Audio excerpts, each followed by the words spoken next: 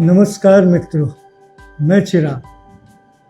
धीरे धीरे हम 2025 के मध्य में प्रवेश करने जा रहे हैं।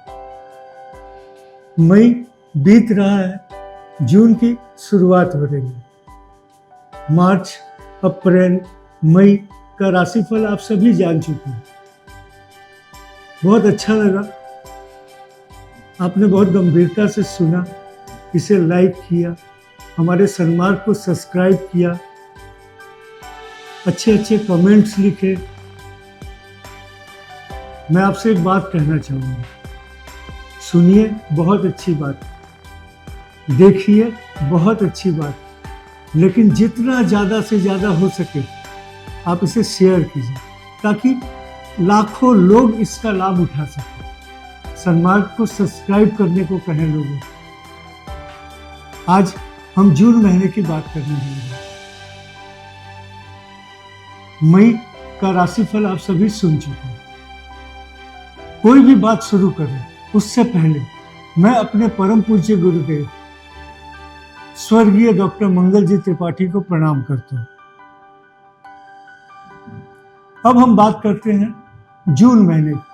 तो जून महीने की बात शुरू हो उससे पहले ये जानना आवश्यक होगा कि आखिर ग्रहों की स्थिति क्या रहने वाली है इस महीने। तो सबसे पहले 6 जून 2025 को बुध देव वृष से मिथुन राशि में प्रवेश करने जा रहे हैं और इसी दिन 6 जून को ही मंगल देव कर्क राशि से सिंह राशि में प्रवेश करेंगे। 15 जून 2025 को सूर्य देव वृष राशि से मिथुन राशि में प्रवेश करेंगे। इसी महीने दूसरी बार बुध देव 22 तारीख को मिथुन से कर्क में प्रवेश करेंगे। 29 जून 2025 को शुक्र देव मेष से वृष राशि में प्रवेश करेंगे। शनिदेव, गुरुदेव, राहुदेव और केतुदेव अपनी अपनी राशि में स्थित रहेंगे। तो ग्रहों की इन स्थिति और इन संचरण के बीच आखिर कैसा रहने वाला है जून का महीना मेष से मीन राशि वालों के लिए। आइए जानते हैं राशिफल। अब बात करते हैं मेष राशि से संबंधित लोगों की। इन्हें कर्म क्षेत्र में काफी उतार चढ़ाव का सामना करना पड़ सकता है, फिर भी प्रगति के कई नए नए अवसर मिल सकते हैं। रुके काम थोड़े प्रयास से बन सकते हैं। आर्थिक स्थिति पे इनकी पकड़ मजबूत होगी। कुछ खर्च होते रहेंगे, लेकिन उन सब के बावजूद आय इतनी होगी कि संचित कोष को बढ़ाया जा सकता है। अगर कोई वैधानिक समस्या चल रही हो तो समाधान की संभावना रहेगी। उच्च पदस्थ लोग या प्रतिष्ठित लोगों से संपर्क बढ़ेगा, जो भविष्य में लाभदायक सिद्ध हो। मस्तिष्क को शांत रखना और अपने निर्णय को बार बार न बदलना प्रगति के में सहायक सिद्ध होगा।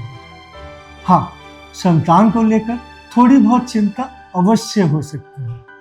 आखिर क्या करें सब कुछ अच्छा रहे? बहुत साधारण सा उपाय, रोज सुबह सबसे पहला काम हनुमान चालीसा पढ़ना और दिन का अंत हनुमान चालीसा के पाठ से करना, अवश्य लाभ हो।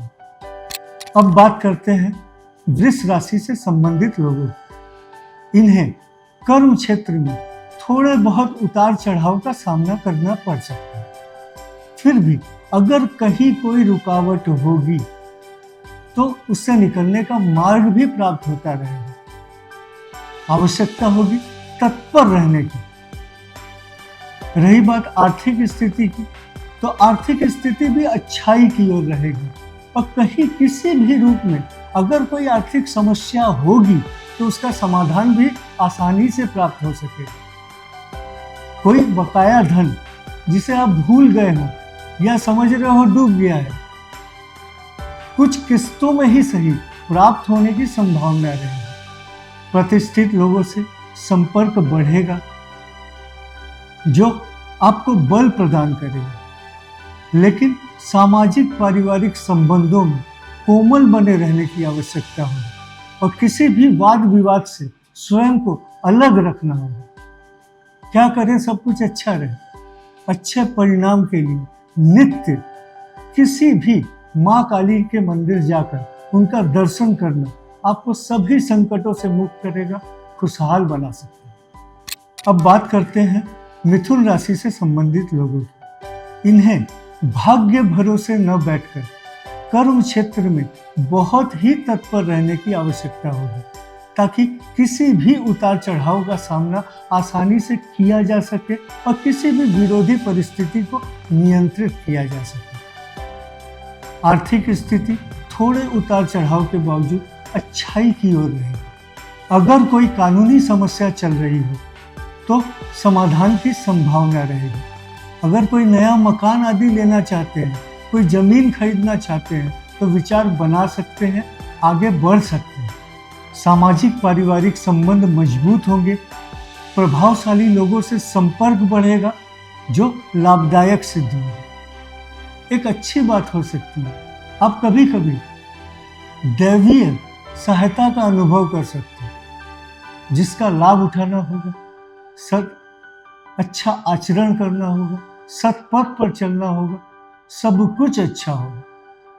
क्या करें ताकि सब कुछ अच्छा चले? एक छोटा सा उपाय, रोज किसी भी गणेश जी के मंदिर जाकर उनका दर्शन किया करें, लाभ हो।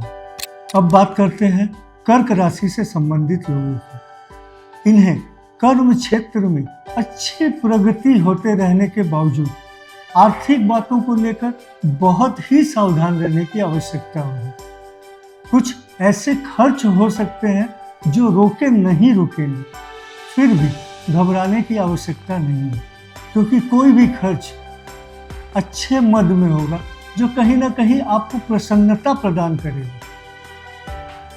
प्रतिष्ठित और उच्च पदस्थ लोगों का अच्छा व्यवहार करना और उनके सम्मान का पूरा ध्यान रखना आवश्यक होगा।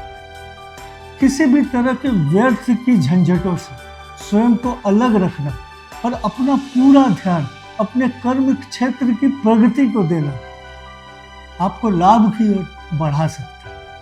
अगर मकान आदि को लेकर कोई समस्या चल रही हो तो समाधान की संभावना रहेगी और सामाजिक पारिवारिक संबंध भी मजबूत होंगे। अच्छे परिणाम के लिए क्या करें? आखिर क्या करें सब कुछ अच्छा रहे? रोज हनुमान जी का दर्शन करें और उनके सामने खड़े होकर एक हनुमान चालीसा का पाठ करें, आपको संकट मुक्त कर सकता है। अब बात करते हैं सिंह राशि से संबंधित लोगों। इन्हें कर्म क्षेत्र में प्रगति के कई नए अवसर मिल सकते। रुके काम थोड़े प्रयास से बन सकते हैं। आवश्यकता होगी पूरी निष्ठा के साथ अपने कर्म क्षेत्र से जुड़े रहने की, प्रयासों को गति प्रदान करना। आर्थिक स्थिति अच्छाई की ओर रहेगी, बकाया भुगतान प्राप्त हो सकता है। प्रभावशाली और उच्च पदस्थ लोगों से संपर्क बढ़ेगा जो हर क्षेत्र में मददगार सिद्ध होगा। सामाजिक पारिवारिक रिश्तों में कोमल बने रहने की आवश्यकता होगी और किसी भी तरह के वाद विवाद से स्वयं को अलग रखना होगा। लोगों को समझना होगा, बहुत सारी बातों को देखकर भी अनदेखा करना होगा ताकि हमारे संबंध सुरक्षित रहे। शारीरिक स्वास्थ्य की इन्हें विशेष रूप से ध्यान रखने की आवश्यकता होगी। खान पान संयमित रखना होगा ताकि उदर कष्ट से बचा जा सके। क्या करें ताकि सब कुछ अच्छा हो? अच्छे परिणाम के लिए एक बहुत ही साधारण सा उपाय, रोज मधु मिश्रित जल से सूर्य को अर्घ्य दिया करें, लाभ हो। अब बात करते हैं कन्या राशि से संबंधित लोगों की। इन्हें एक छोटी सी बात समझनी है, अगर समय का सदुपयोग करते हुए सही प्रयास सही दिशा में किया जाए तो सफलतादायक स्थिति का निर्माण किया जा सकता है। अगर कहीं कोई रुकावट होगी तो उसके समाधान का मार्ग प्राप्त किया जा सकता है। आर्थिक स्थिति अच्छाई की ओर रहेगी, फिर भी घर मकान आदि को लेकर, जमीन जायदाद को लेकर, पैतृक संपत्ति से संबंधित किसी बात को लेकर खर्च की संभावना रहेगी। अतः खर्च की आवश्यकता को ध्यान में रखकर खर्च करना इनके लिए उचित है। प्रतिष्ठित या उच्च पदस्थ लोगों से संपर्क बढ़ेगा, जो रुकावटों को कम करने में सहायक सिद्ध होगा। सामाजिक पारिवारिक संबंधों में मधुरता बढ़ेगी और जीवन साथी के स्वास्थ्य का विशेष रूप से ध्यान रखना आवश्यक है। क्या करें ताकि सब अच्छा रहे? एक छोटा सा उपाय, नित्य आपके आसपास जो भी गणेश जी के मंदिर है, वहां जाकर गणेश जी का दर्शन करें और थोड़ी सी दुर्बा उन्हें अर्पित करें, लाभ है। अब बात करते हैं तुला राशि से संबंधित लोगों की। इन्हें कर्म क्षेत्र में काफी उतार चढ़ाव का सामना करना पड़ सकता है। फिर भी अगर बुद्धि को स्थिर रखते हुए सही प्रयास सही दिशा में किया जाए तो सफलतादायक स्थिति का निर्माण भी किया जा सकता है। परिस्थितियां मदद करने को तत्पर रहेंगी, लेकिन उसका लाभ उठा पाना आपकी कुशलता पर निर्भर करेगा। आर्थिक स्थिति प्राय नियंत्रण में रहेगी। भूमि या मकान आदि को लेकर लाभ की संभावना रहेगी, लेकिन सम्मानित लोगों के सम्मान का या प्रभावशाली लोगों के सम्मान का पूरा ध्यान रखना आवश्यक हो। पारिवारिक परिस्थितियां अच्छाई की ओर रहेंगी। आप मिठास का अनुभव कर सकते हैं, लेकिन संतान को लेकर थोड़ी बहुत चिंता अवश्य हो सकती है, जिसका समाधान ढूंढना आवश्यक हो। क्या करें ताकि सब अच्छा रहे? बहुत छोटा सा उपाय, महादेव की आराधना कीजिए। किसी भी शिव जी के मंदिर जाकर मात्र उनका दर्शन रोज किया करें, लाभ है। अब बात करते हैं वृश्चिक राशि से संबंधित लोगों। इन्हें अपने मस्तिष्क को शांत रखते हुए पूरी तत्परता के साथ अपने कर्म क्षेत्र में जुड़े रहने की आवश्यकता हो और किसी भी विरोधी वातावरण पर विजय प्राप्त करने की चेष्टा करनी है। अपने आत्मविश्वास को जगाए रखना होगा, कुशल नाविक बनना होगा। क्या होगा इससे? आप किसी भी परिस्थिति पर विजय प्राप्त कर सकते हैं, विजयी बन सकते हैं।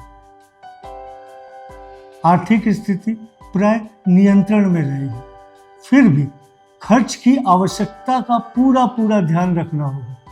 अनावश्यक खर्च से बचना होगा।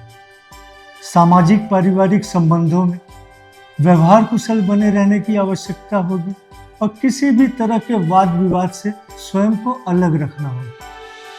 शारीरिक स्वास्थ्य ठीक रहे, इसके लिए खान पान को संयमित रखना आवश्यक है। क्या करें ताकि सब अच्छा रहे? एक छोटा सा उपाय, रोज 5 बार हनुमान चालीसा का पाठ किया था, लाभ। अब बात करते हैं धनु राशि से संबंधित लोगों। इन्हें पूरे उत्साह के साथ अपने कर्म क्षेत्र से जुड़े रहने की आवश्यकता होगी और निराशावादी विचारों का त्याग आवश्यक होगा। पिछले की गई भूलों से शिक्षित होना होगा। क्यों? क्योंकि आने वाली परिस्थितियां मदद करने को तत्पर हैं। अब उनका लाभ उठा पाना आपकी कुशलता होनी चाहिए। आर्थिक स्थिति अच्छाई की ओर रहेगी। बकाया भुगतान प्राप्त हो सकता है। कहीं कोई आर्थिक दिक्कतें चल रही होंगी तो उसके समाधान का मार्ग मिलेगा। प्रतिष्ठित या उच्च पदस्थ लोगों से सहयोग की आशा कर सकते हैं। अगर कोई कानूनी समस्या चल रही होगी तो समाधान की संभावना रहेगी। पारिवारिक माहौल खुशनुमा बना रहे, सब आपसे प्रसन्न रहे, इसका निरंतर प्रयास होना चाहिए। आखिर क्या करें सब अच्छा रहे? बहुत छोटा सा उपाय, श्री कृष्ण की आराधना करें। ओम नमो भगवते वासुदेवाय का जप करें। अब बात करते हैं मकर राशि से संबंधित लोगों की। इन्हें मस्तिष्क को शांत रखते हुए कर्म क्षेत्र से जुड़े रहने की आवश्यकता है। प्रगति के कई नए नए अवसर मिल सकते हैं, लेकिन उसी अनुपात में बाधाएं भी आएंगी। लेकिन अगर बाधाएं आएंगी तो उनसे निकलने का मार्ग समय समय पर प्राप्त होता रहेगा। रही बात आर्थिक स्थिति, तो आर्थिक स्थिति भी अच्छाई की ओर रहेगी। फिर भी किसी भी लेन देन में बहुत ही सावधान रहने की आवश्यकता होगी, चौकन्ना रहना होगा। और अगर साझेदारी का कोई काम कर रहे हैं तो आंख खुली रहनी चाहिए। अगर भूमि मकान आदि को लेकर कोई समस्या चल रही हो तो अभी शांति बनाए रखना समझदारी हो। सामाजिक पारिवारिक संबंध मजबूत होंगे और संतान से संबंधित अगर कोई समस्या होगी तो उसका समाधान प्राप्त हो सकेगा। स्वास्थ्य का ध्यान रखना है। क्या करें अच्छे परिणाम के लिए, आखिर क्या करें जिससे सब कुछ अच्छा रहे। शिव जी की आराधना, माँ काली की आराधना आपको लाभ दे। अब बात करते हैं कुंभ राशि से संबंधित लोगों।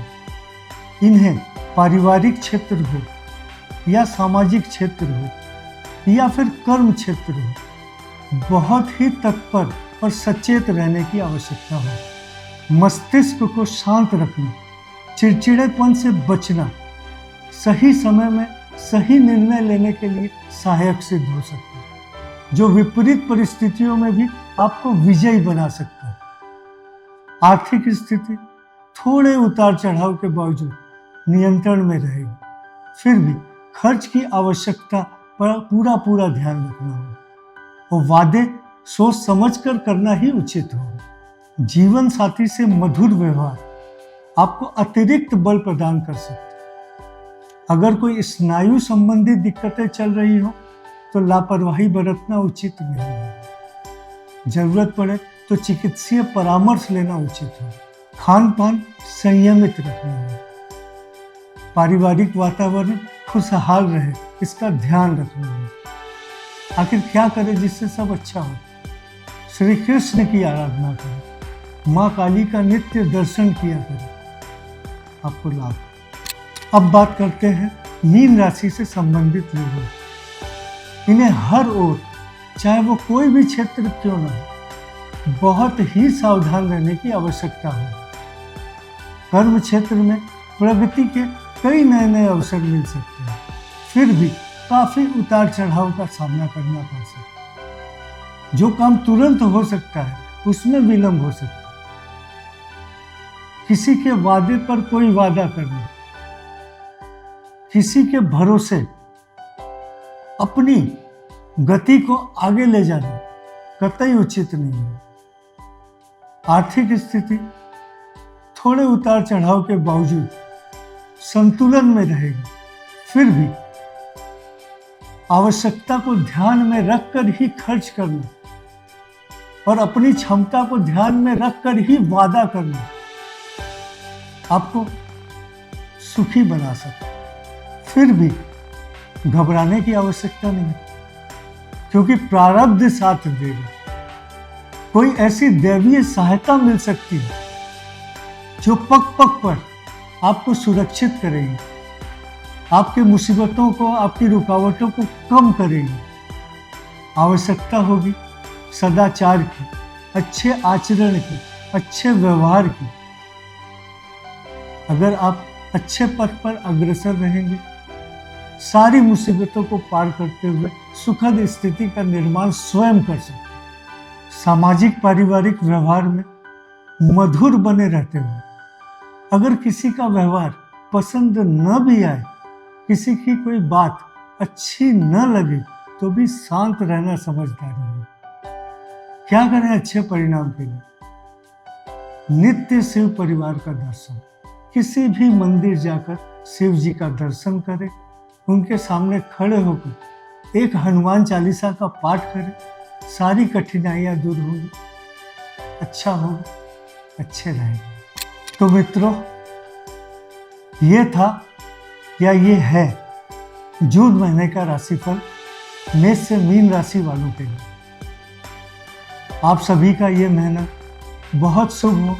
आप सभी स्वस्थ रहें, सुखी रहें, खुशहाल रहें। इन्हीं कामनाओं के साथ मैं चिराग आप सभी को प्रणाम करता हूँ।